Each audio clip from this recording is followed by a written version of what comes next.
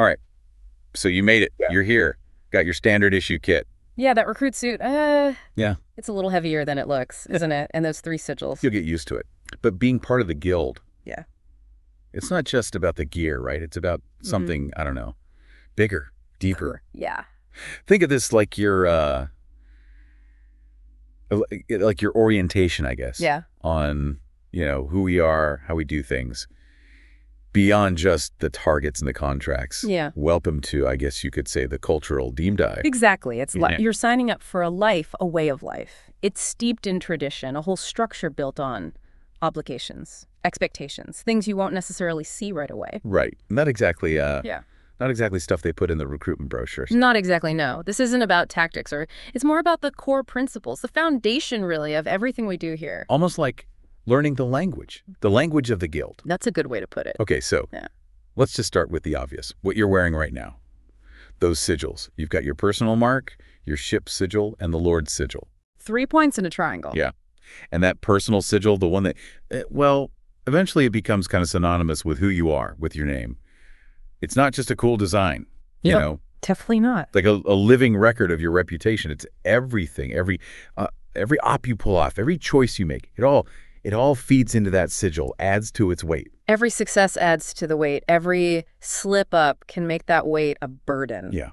It's a burden you earn, not something you just get handed, right? Exactly. Think about it. This visual representation of your track record, always there. It creates a culture, right, of fierce competition. But also a strong incentive to play by the rules, too. To act honorably, yes. Every interaction you have becomes a judgment on your past, what you've done, who you are. It's a hell of a motivator to be the best, but also to stay true to the code, the guild's code. Right.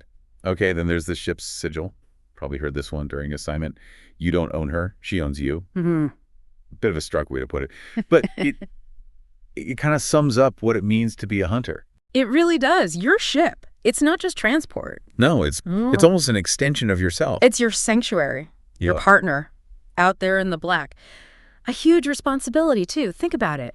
It's history, the marks on its hull, every successful run. It's all woven in with your own story. So, disgracing your ship, whether it's negligence or bad judgment, it's not just about damaging property. No, it's a direct reflection on you, your place in the guild, how competent you are, your honor. Yeah, because the ship carries its own legacy. Your fate is tied to it. Deeply tied. And finally, the Lord's sigil.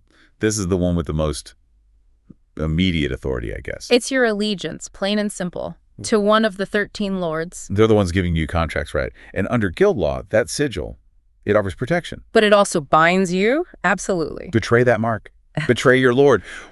Well, the consequences, let's just say they're swift. And absolute. You're under their banner. You're using their resources. And it's their justice you're subject to within the guild. That hierarchy, lord, then ship, then personal sigil. It's even on your armor. It's a constant reminder of where your loyalties lie. Which brings up a question. You might have already thought about it. Where's the guild sigil? Good point. We're all part of this huge entity, right? But no unifying symbol on our suits. Remember what that older hunter said during orientation? You don't wear the guild wears you. Something like that. Yeah, it sticks with you. It really does. It's profound. You don't pledge loyalty to the guild the way you do to a lord, to your ship. It's different. The guild is the framework, the law, the contracts, the unseen hand, I guess. It doesn't need an emblem. It's everywhere. And here's the kicker, right? The only time you, as a hunter, see the guild sigil that's meant to, specifically for you. Go on. Is when you're being apprehended. Think about that. It's not a mark of belonging. It's a mark of consequence. It makes you think about the power of the guild, doesn't it? Operating in the shadows. Yet its authority is absolute. Absolutely. The lack of a constant sigil, it almost makes its presence stronger. A force you can't escape. Okay, let's shift gears a little. Talk about a place that you wouldn't necessarily expect to find within the guild. The Office of Standards and Sigilry. Sounds bureaucratic. Right. Dusty archives. Yeah. Endless paperwork. Or, I guess in our case, endless data pads. Yeah, and in a way it is. It's a repository. Identities, records, all of that. But here's the thing. It's one of the very, very few places where violence. Totally unacceptable. It's fascinating, isn't it? You'd think the guild would be all about, Yeah, might and all that. But this office, It's different. It's a different kind of power, though, a subtle power. They hold the keys to your identity, to your legacy, to your sigil. Think about it. These clerks, they're poring over records, digital emblems. Their decisions shape how you are perceived, how you're seen by the rest of the guild. You ever hear those stories about recruits who want these, super intense names? Like Revenant Prime, The Shadow. Oh, yeah. Trying to make a statement. And then they get shot down in a sign, Wraith Pup or Dusk Kitten. It always makes me chuckle. It's funny, but it's also, it makes a point, right? You don't choose your name. Not really. You earn it. It's what people call you based on what you've done. It's forged in the fires of, Of experience. Yeah. And ultimately, that name, that sigil, it's sanctioned by the guild. Right. This isn't about personal branding, not in the usual sense. It's about building a legacy within the structure of the guild and the Office of Standards and Sigilry. They're the gatekeepers. Exactly. They ensure that that weight, the history that's carried by those sigils, it isn't diminished by something frivolous, by someone who hasn't earned it. Makes sense. And that idea of legacy. Yeah. It brings us to guildships. These aren't, well, they're not just interchangeable assets. No, far from it. Often they're inherited, handed down, from one generation of hunters to the next. Or crew to crew, yeah. Take the Lex Talionis, for example. That name, etched on her hull, it's a chronicle. You can't just decide, let's repaint her and call her, I don't know, the Lucky Star or something. Think about it. The history is woven into the ship. The hunters who served on her, her battles, her victories, even the losses, even the rumors. It's all part of her identity. To change the name would be to erase that. And the guild doesn't like erasing history? Not one bit. And there's a whole other aspect, like an honor system almost around ship names. Names like, Memento Mori or Ultima Venatio. Those names, they're usually retired. After a ship is lost, in usually a major engagement, often something heroic. Right, big sacrifice. Yeah. And there's respect. When you hear those names. Violent acknowledgement of service. But then you've got the flip side, ships that were lost because of disgrace, incompetence. Those names, they aren't retired. They linger. A mark of shame. A warning. No crew wants to take on a ship with a name like that. Right. Right? It tells you a lot about the guild, what we value, valor, sacrifice, but also failure. Those names, they become part of the story, part of the guild's narrative. Here's where things get a little strange. The Cruciatum, new ship, fresh off the line. Already that's unusual for a vessel of its size, its capability. Yeah, that's not how we usually do things. Right. And it doesn't have the sigil of one of the 13 lords. Instead, the mark of the lodge. That raised a lot of eyebrows. Yeah. And for good reason. The lodge isn't a lord. It's the guild's internal affairs, I guess you could say. Keepers of the law, our law. Right. So for them to have a ship like that. And for it to be flying under the holorams sigil with its, with its crew made up of hunters from different lords. Yeah. And we don't really know what its true purpose is. It suggests something, a very particular role, very influential, maybe more so than we realize. So even something as, seemingly simple as a ship's name and its markings, it tells a story. Layers of meaning. That's the guilds. And that layering, it goes even deeper. Think about all the traditions, the rituals, they bind us together. They're not just ceremonies, They're the foundation, our identity, how we function. Right. Let's start with the coined oath, the first coin.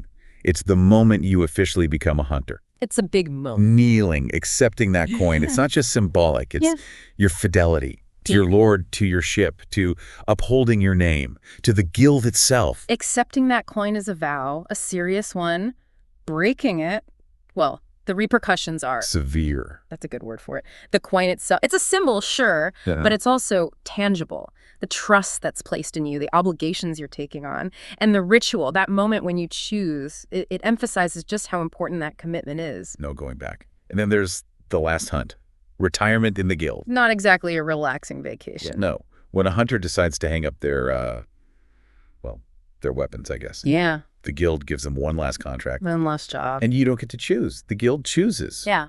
And it's always tough, really tough. Sometimes it's almost a test to see if you've really earned your freedom. Yeah. You succeed, you walk away, refuse, you become the target. The last hunt. It's the final test. Yeah. It's how the guild makes sure that you end your service on their terms. You never really leave the guild. You either fulfill your last duty or you face the music and all the stories, the rumors, the faked deaths, The faded. the faded, right. Those stories show just how much fear and respect the last hunt generates. The silent deal. That's another one. You place a guild mark, any surface, doesn't matter. No words spoken. Another hunter puts their mark down. The deal's done. Contract, alliance, a favor, sealed. And breaking a silent deal, it's almost unheard of. Why? Because it's all about trust.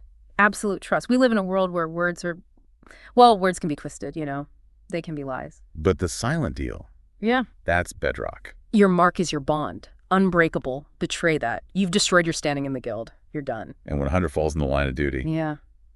there's the hunter's wake. Somber occasion. Burning their sigil onto the wall of marks.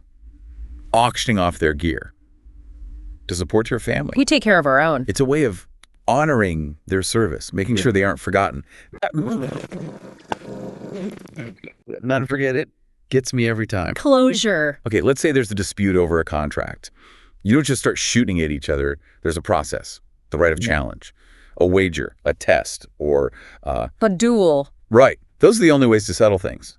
Officially sanctioned, but unsanctioned killing of another hunter. That's the end of the line. The guild won't tolerate it. It's about maintaining order. We might be in the business of violence, but even we have rules. And that rule, it's fundamental. Keeps us from tearing each other apart. Exactly. So you're out there hunting. It's not all about the chase, though. You need places to, regroup, resupply, places to lay low. Right. Gather intel. That's where safe havens come in. Hidden locations, fortified, secure, off the grid. Stations, outposts, sometimes even a whole planetary zone.